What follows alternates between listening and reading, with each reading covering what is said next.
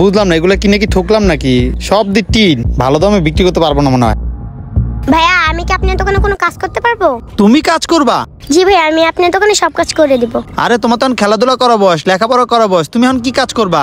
ভাইয়া আমি সব ভাঙ্গারি বস্তার মধ্যে ভরে রাখবো, এবং কি আপনার দোকানটা আমি সবসময় ঝাড়ু দিয়ে পরিষ্কার করে রাখবো। কি বলতেছো? তুমি এত কাজ করতে পারবা? তুমি তো ভালো ফ্যামিলির মেয়ে, তোমাকে কাজ করার কি দরকার? ভাইয়া আমি আপনাকে এই কথাটা পরে বলবো, আপনি আমার কাজের দরকার, আমাকে কাজ দেন। দেখো পিচ্ছি, তোমার বয়স কম, তোমাকে যদি আমি আমার দোকানে কাজে রাখি তখন আমার দোকানে পুলিশ আসবে, পুলিশ আসলে তাদেরকে আমি কি জবাব দেবো? তারা তোমার ব্যাপারে জানতে চাইলে আমি কোনো জবাব দিতে পারবো না, বুঝছো? ভাইয়া আপনি পুলিশকে ভয় পেন না, পুলিশ আসলে আমি ম্যানেজ করে নিব। আপনি আমাকে কাজে রাখবেন নাকি এটা বলেন। আচ্ছা ঠিক আছে, তুমি না আসলে একটা চালাক মেয়ে, বেতন কিন্তু মাস শেষে পাবা। না ভাইয়া, আমার প্রতি সপ্তাহে বেতন লাগবে। ও মাই গড, এইটুকু একটা মেয়ে, এত মাথায় বুদ্ধি। আচ্ছা ঠিক আছে, আমি তোমার কথা মতো তোমাকে প্রতি সপ্তাহে টাকা দেবো। আর ভাই দেবে, শোনো আমার কথা, পুলিশটা কোনো ঝামেলা করলে তুমি আমাকে চিনো না, আমিও তোমাকে চিনি না, ঠিক আছে? ভাই আপনি এটা নিয়ে ভয় পেন না, এমন কিছু হলে আমিই দেখবো। আচ্ছা ঠিক আছে, যাও তুমি কাজ করো গা। বাপ রে বাপ, এত চালাক একটা মেয়ে। যাই হোক, কাজ করুক, দেখা যাক কি হয় পরবর্তীতে। ভালো সে কাজটা পাইছি, টাকাগুলো আমার অনেক দরকার। হ্যাঁ ভাই, আপনাদের ফ্যাক্টরির পিছনে আসছি। আপনাদের ফ্যাক্টরিতে বলে অনেক মাল সাবান আছে ভাঙ্গারি। হ্যাঁ বাইরে আছি, আসেন। আচ্ছা ভাই আপনি এখানে? আমি আপনাকে কতক্ষণ ধরে খুঁজতেছি। তুমি এখানে আসছো কেন? ভাইয়া দোকান তো বন্ধ, তাই আমি এখানে আসছি। 7 দিন হয়েছে, আমার বেতনটা দিবেন না? ও আচ্ছা, তাই তুমি এই জন্য এখানে আসছো? আচ্ছা দাঁড়াও, দিচ্ছি টাকা। মেয়েটার টাকাগুলো দিয়ে দিই। এই নাও 3000 টাকা এক সপ্তাহ। থ্যাংক ইউ ভাইয়া। ওয়েলকাম। 1 2 3। লামিয়া তুই এখানে? আরে বাবা তুমি এখানে? আর এই লোকটা আবার কি? তুই এখানে কি করস? আর এত টাকা তোর হাতে কোত্থেকে আসলো? কথা বলস না কেন? চুপ করে আসস? তুই কি চুরি করে কিছু বিক্রি করছস? এক্সকিউজ মি স্যার, উনি কি আপনার মেয়ে নাকি? হ্যাঁ ও আমার মেয়ে। আর ও এখানে দাঁড়া দাঁড়া আপনার সাথে কি করতেছে?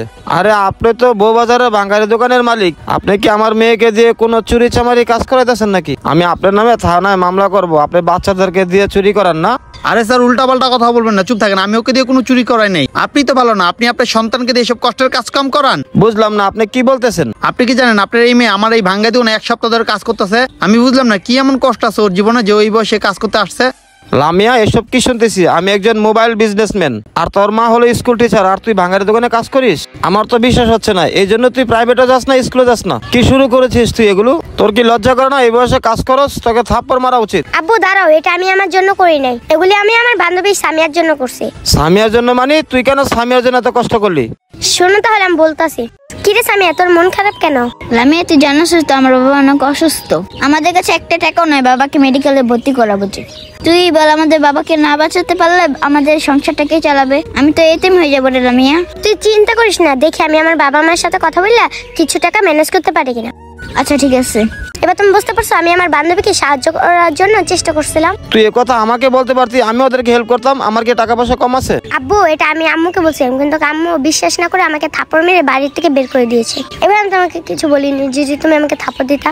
যেহেতু তুমি জেনেই ফেলছো, তাহলে তুমি আমার বান্ধবী আব্বুকে সাহায্য করো। ওর বাবা মারা গেলে ও পথে বসে যাবে, আব্বু পরে রাস্তায় ভিক্ষা করবে। তুই কি পাগল নাকি আমি সবাই সাহায্য করব?